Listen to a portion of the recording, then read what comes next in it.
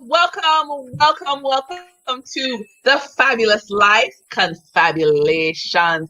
This is where we talk about topical issues in life coaching and how you can live a better life. Tonight it's all about self-awareness and how to stop unconscious living. We're gonna get into tonight because so many of us we're just living blankly. And my name is Denise Williams. I'm joined with Denise Francis Robinson and Elizabeth Perry. Hi. Welcome, ladies. Thank you, Denise. Okay. And, just for the audience, and what is your area of specialty? Because I talk about money.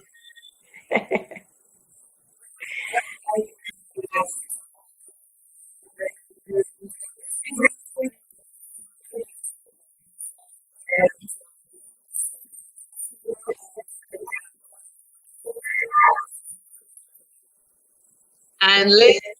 Yes, hi everybody, and good to see everybody again. Today, my area is really all about the mind, using the mind effectively to get results that you actually want. Essentially, people would say, create the life you want. And that's what we're doing. Yes. And all we ask each episode of the Fabulous Confabulation. Let's not make a third new word. That life coaching can boost your performance. And we're a group of coaches. We cover how to make more money, build your network, become more creative, develop a wellness plan, transform your life, improve your image. And I want to invite everyone to visit the Fabulous Life YouTube channel so that you can see the replay of our awesome conversations on the topics that we, hear from our clients. And, we just want to help you have a fabulous life. So guess what I'm going to do now? I'm going to hand over to Denise Francis Robinson to do our check-in. Okay.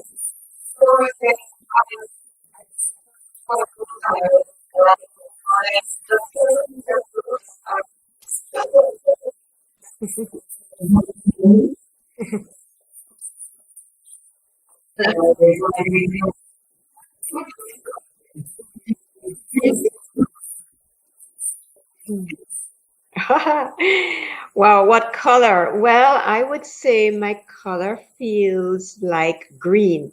For some reason, that came into my head, although I'm wearing blue, but it feels like green. I feel relaxed and focused. Sorry, 2 words, Denise.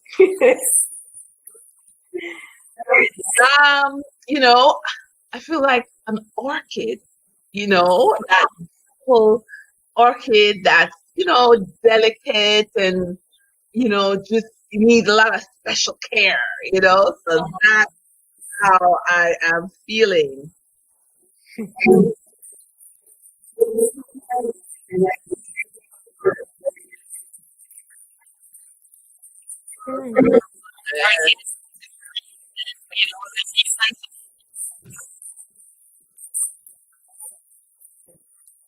Woo.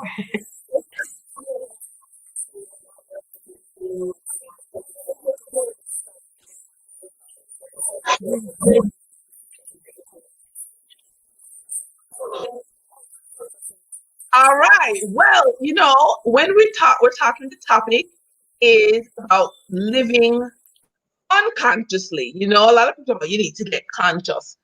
Yeah. But guess what? There's the other side. Before you get conscious, you need to know that there's some parts of your life where you're completely unconscious. You're unaware. Things pass you. And you said, how did I reach this point in my life, in my career, in my whatever? So I am going to hand the responsibility of sorting out the 2 sides of your mind to Elizabeth Perry. And this is where, we want to raise your performance. As I said, I'm giving her the responsibility of the 7 billion people on the planet. I know that she can do it. And so we're going to talk about unconsciousness and what's all that about. So over to you, Liz. Oh boy, what a big responsibility. My shoulders are aching already. My goodness. Okay, so talking about your living unconsciously. The truth is that many of us, I dare say the majority, are living life on automatic pilot.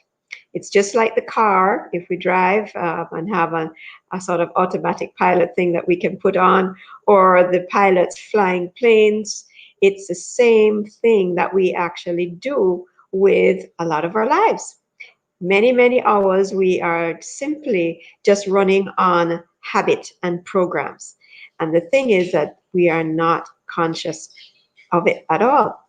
So, Denise, I think we have a slide there that I wanted to talk a little bit about the differences between your conscious mind and your unconscious mind.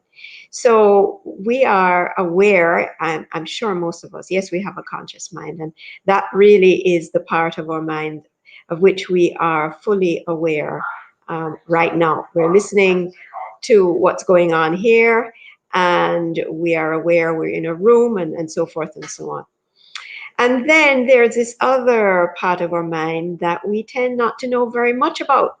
And the thing is that when we talk about the influence and the power of these aspects of our minds, we say that your conscious mind, although exceedingly important, plays a very, very important role as a director.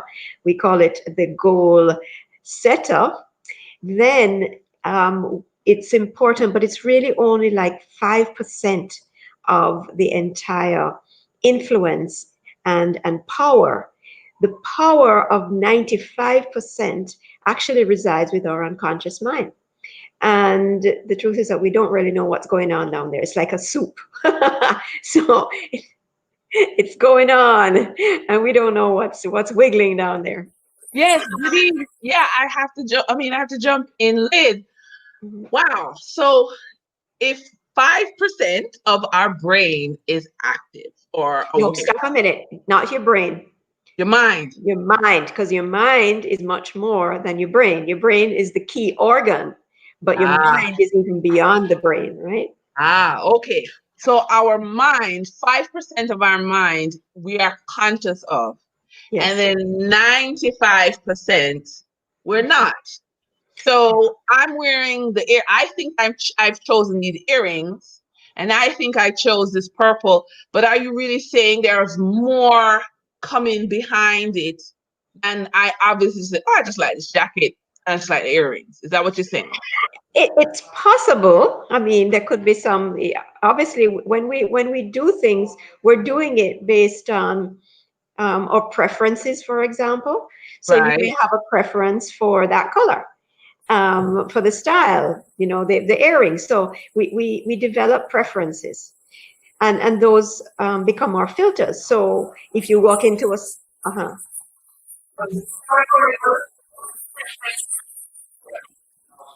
Well, the preference is really part of your programming. Ah, So we learn. I mean, yes, there's an aspect of what we call our meta programs, and we learn a lot of our behavior by modeling. So if we have at a very young age been introduced to colors, and we like a particular type of color, yes, it might have to do with our personality, maybe how we what we associate with that color. Because sometimes a perfectly wonderful color to you may have a very different impact on me because I associate it. Maybe yellow was for me when I was really sick and I was, up chucking, and I just have this awful association, which does help. Which does actually contribute to our programming because we associate ideas together. And so sometimes that influences our preferences, yes. so Liz, I want you to understand. So when I come in for coaching, Mhm. are you talking to my conscious or are you dealing with my unconscious? Because again, as I had said, a lot of times I don't know why I'm in this space in my life and I'm so Mhm. unhappy. You know, Yeah. so what does the coaching look at? Okay. Well, we look at both because we want to understand, first of all, what it is that you want. So that's always, we're always outcome focused. So what is it that you want at the end of the day, at the end of the period of the coaching? Because we don't keep you in there forever. So usually that's some kind of goal, maybe for the sessions themselves and perhaps a particular aspect of your life. And then we want to understand what certain aspects of your programming are. For example, your values. Now, your values are not usually something that is conscious. So we make the goals consciously, but our values drive our behavior. So if your values and you're not familiar with what they are, then we are going to be just choosing things and doing things that maybe have little meaning for us, and then we wonder why we give up on our goals. So knowing what our values are, especially in relation to, a particular goal or area of your life, then that is helpful because now we have a questioning technique to enable you to bring to your conscious awareness those deeply held values.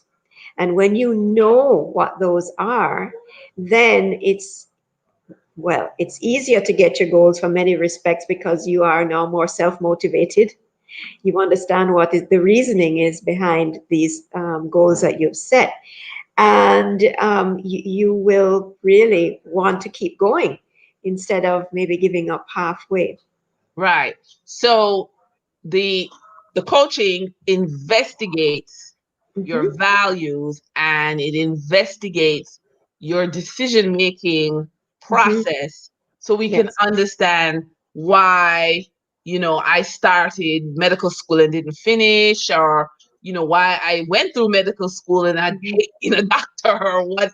So Yeah. we need to understand those motivate. Okay, gotcha. Yeah, the Gotcha. motivate. I mean, values is only one of the things that, of course, is swimming around there in the soup. Yeah, I and it's mean, just, there oh, yeah, there yeah, are other things like the beliefs and decisions we have made, yeah. perhaps very early on in life, negative experiences, and positive ones, of course. I mean, it's not all bad. It can be some very positive things there as well. But it's usually the negative things that, from a coaching point of view, we are helping the client to eliminate. Okay. So, So I would like to take this opportunity to jump over to the financial side because I get it. The mind is so, yeah. yeah. And one of the things, so again, in my area, I help people to make more money and release blocks. And I think one of them that, we deal with a lot is spending unconsciously. So I don't know Mhm. about anybody else, but I have my own triggers because usually coaches have coaches. And so I have my own triggers, and I know that I go into the kitchen and I see like, oh my gosh, the milk is nearly finished. I'm a bad mother, so I have to go to the supermarket, and then you run to the supermarket and you're picking up all kinds of stuff in the trolley, and then when you get to the cashier, you're like, what? How much is all that cost? And then you have to, oh, no, I'm not taking this, I'm not taking this, but you're just completely, you can be blanked out. And feel free to join at any point. But that's my own trigger I'm sharing. And other people may have other triggers in which they go unconscious. Some people do it with debt, they run up the credit card. They're black, have no clue as to how they got that money. They owe so much. Denise, you were saying?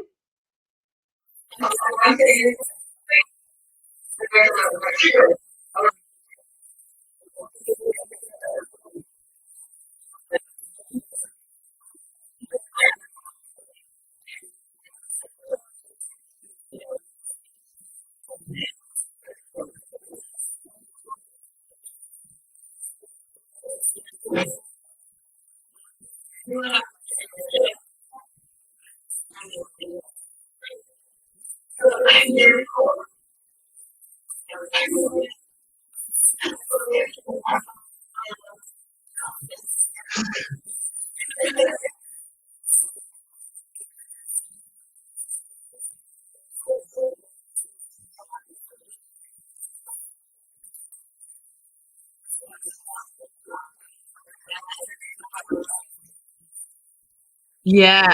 And one of the things about the programming, in looking at Liz, and one of the things about, I think why we all come together as coaches is because sometimes one coach doesn't solve everything. There are persons who really think they're going to go to one coach and get everything. That's not how it works. But I wanted to look at some of the maybe unconscious programming from a money perspective that a lot of us have, and these cause these triggers. And as I said, we all have them. So let me just quickly Mhm. run through the list, and I want to make sure this PowerPoint behavior is fabulous what to look at. So I am taking the position that a lot of the unconscious money decisions we take are from levels of scarcity.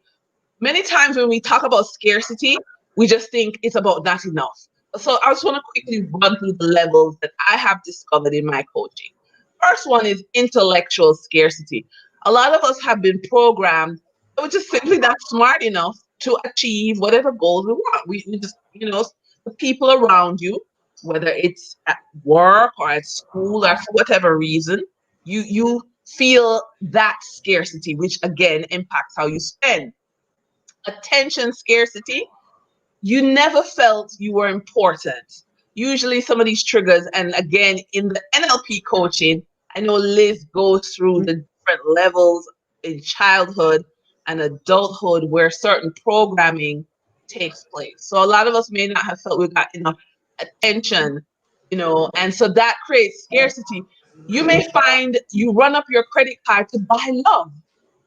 So you don't know that you're running this program, that you don't feel that you're getting enough attention, trying to buy love, and boom, you get the bank says, pay me, and you don't know the first. Yeah. Denise, if I Yeah, can come in here just a second to say that, when we objectify, so money is really providing us with something, right? I mean, money itself has absolutely no no, intrinsic value. right, So it provides something. And yes, we understand that it helps us to buy stuff and to live comfortably and to be able to afford the basics and more of life. But at the end of the day, it's giving us something, right? And so we have to explore what is it that money is actually providing us. Is it security? Is it freedom? I mean, for people, it may be very different. And so here's where the values come in too, yes, and being able to say, well, what is it that this is giving to me? Because it really comes down to a certain feeling or a state of being. And a state of being can be actually recreated in the moment. You don't have to wait to get the money to get the state. That's the right, interesting thing. And so one of the things that we do in NLP in terms of goal setting, right? Yes, it's something that you have it put in your timeline, it's in the future, but we want to be able to feel the feelings of having had it or have it now. And what that does is help you to really raise your consciousness, your vibrations. You talk about the law of attraction. So I mean, it helps in every which way because absolutely, you can access that state right now. And I think hmm that's the important thing. So money is really a vehicle to get absolutely. to another place, So let me another just, state. yeah, run through the rest of them.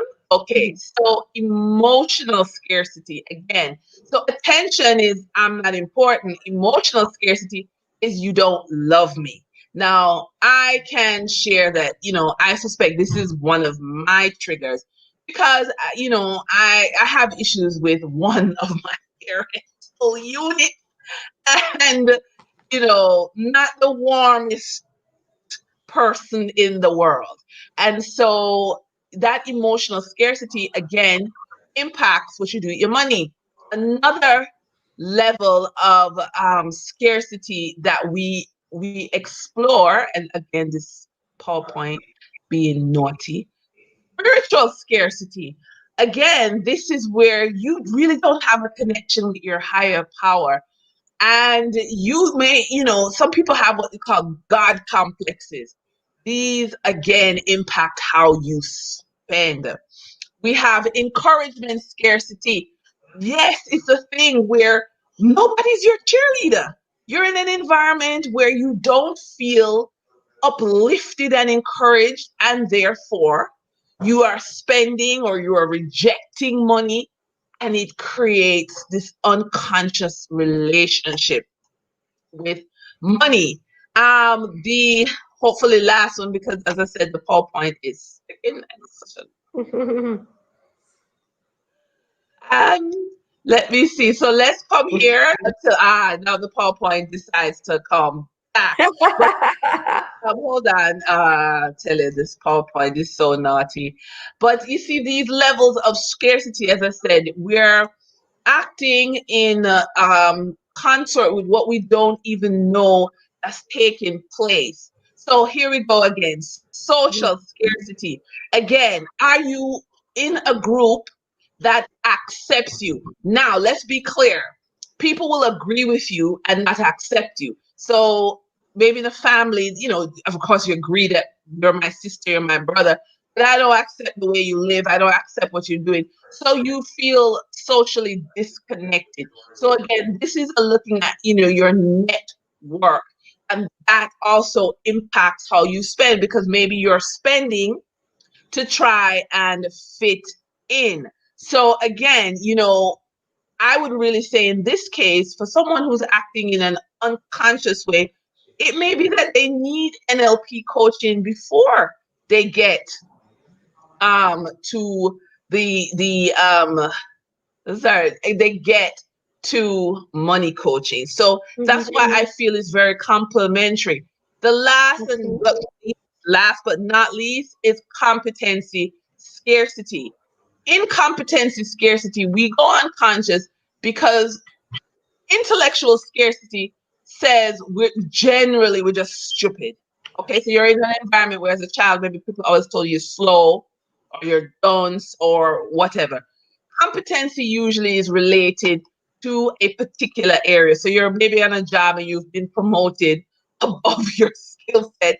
And so you feel incompetent. This scarcity maybe, you're always paying for lunches or you're always going out with friends and running up the credit card bill because you're trying to compensate for the fact that you feel incompetent. So that's it becomes unconscious and it impacts your spending. So please, I hand over to you, right? Can I So while just you're talking, I'm gonna bring up your PowerPoint, Denise. okay? I just had one quick comment to say about all those areas of scarcity that from an NLP perspective, some of those are at the level of self concept or self image. What I feel about myself, and are very much at our core. Some of the other ones are more beliefs that we have acquired. Well, I mean, all of them to some extent are beliefs, right? But the Right. self-concept ones are the deepest. Yeah. Right. So as I said again, it is let me see. Um hmm. Oh, here we go. Yours is coming up. There we go. All right, then over to you.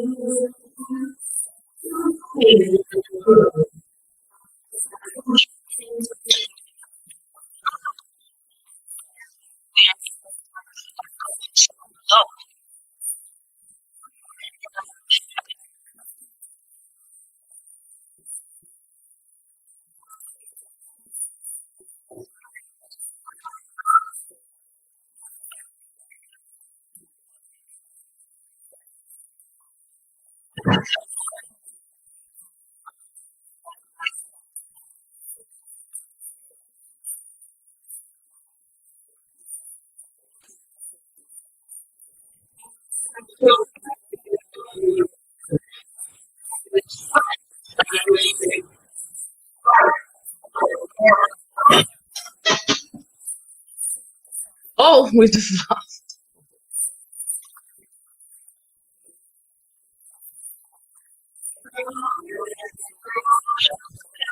Mhm.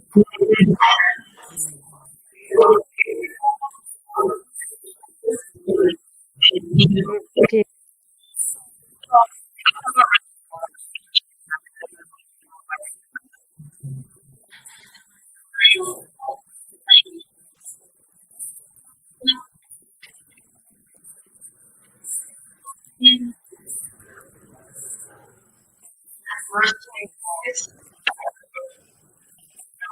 Mm-hmm.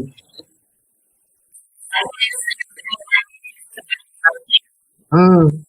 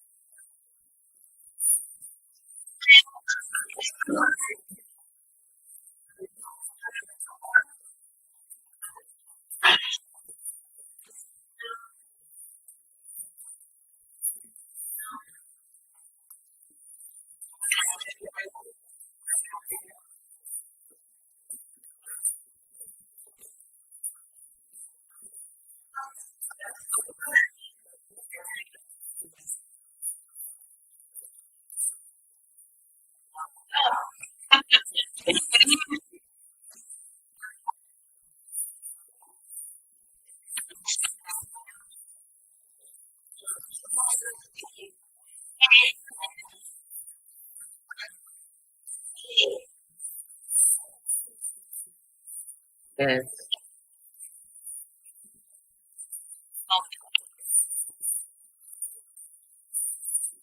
Yes.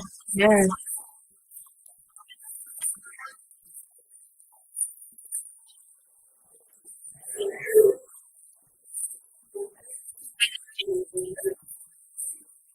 Mhm.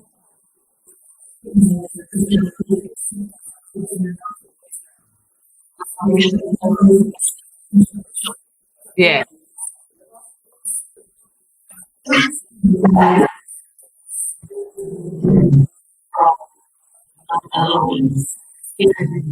Yes. And I would think, one of the things about being unconscious is that it's almost like choose what makes you uncomfortable. Are you gonna stay in a space where you're unhappy and be uncomfortable? Or are you gonna be almost like an explorer of yourself, which may bring up some uncomfortable things? So, Mhm. you know, Liz, what is that? What do you feel about that concept of self exploration, self love as a way to Yeah. move from being unconscious? Well, it's people who come to coaching have a desire. If it's going to be successful, they have a desire to self-explore and to change in some way. Otherwise, they really are not open to coaching. So it's difficult. And I'll just say this because a lot of people come to coaching, they have great results, and then they say, oh my goodness, my sister, mother, brother, boyfriend, husband, whatever, I'm going to send him because they need coaching too. And everybody's like, really genned up. And here's the thing, that person has to be open to it. So the openness and the willingness to change is really important. So the self-awareness, it is going to give you self-awareness. And yes, it sometimes does bring up uncomfortable moments, but in NLP, we don't really rehash the past much. As you will know, we focus more on what's preventing you. We'll deal with that surgically. And then we are turning you towards a positive future because we believe intrinsically that everyone has all the resources internally to live the life that they really want. Our job as coaches is to help the client to connect with those internal resources that they already have, but just have not made the connection with yet. Yeah, and I think that's it. That's where the whole unconsciousness is, that lack of connection, which Yes. again And art is another way to make, or creativity is another way to make that connection. Mhm. Yeah, you know,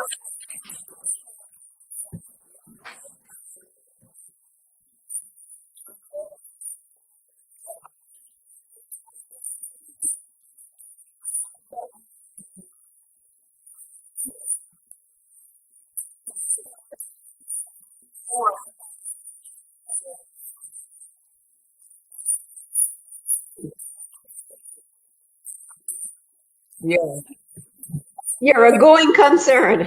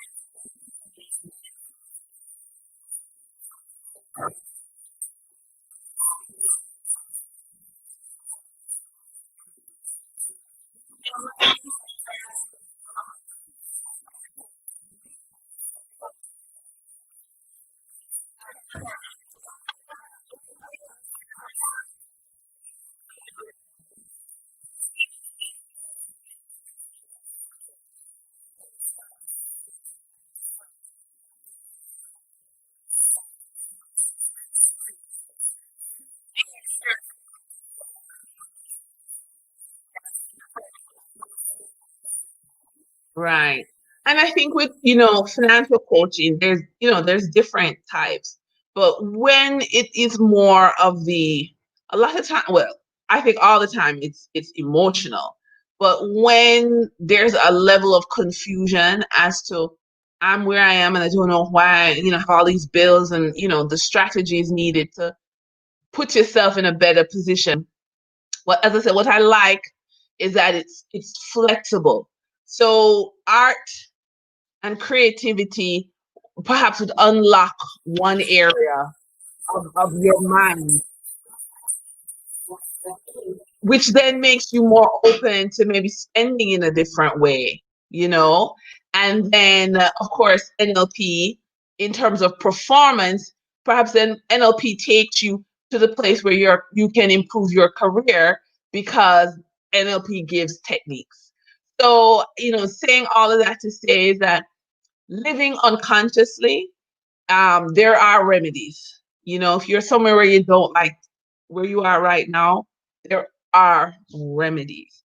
And, we stand ready to help. So, as we close out, I know, Liz, I'll give you the last word. Yes, well, I think that you summed it up very nicely, that there's no excuse really to live a life that you hate. There, Yeah. there's so many opportunities for you to transform, to make changes. I mean, we are eternal divine beings. We have everything that we need in order to live joyously. And if you really are not doing so at this point, then get your game on. Right. And so I would invite anyone watching, the replay to check us out on the financially, actually, oh, this is my other brand, Fabulous Life, Fabulous Life website, fabulouslifefocus.com, and our Fabulous Life YouTube channel and our Fabulous Life Facebook pages. Live Creative is where you find Denise, and Limitless Transformation is where you Jamaica. Limitless Trans Limitless Transformation Jamaica is where you'll find Liz. And so thank you all for being a part of tonight's confabulation. I'm Denise Williams, your host, and I just wish you all a fabulous time where you live your fabulous life. Yes. Wonderful.